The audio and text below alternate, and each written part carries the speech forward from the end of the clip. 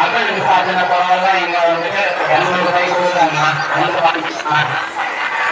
7 ரூபாய் வந்து வாங்கிட்டீங்க. அம்மன் மேல சாதன பரவாயில்ல இங்க இருக்கு 200 ரூபாய்க்கு கொடுக்குறாங்க. 11 ரூபாய் வந்து வாங்கிட்டீங்க. கோயில் வாங்கிக்கலாம். வாங்கிக்கலாம்.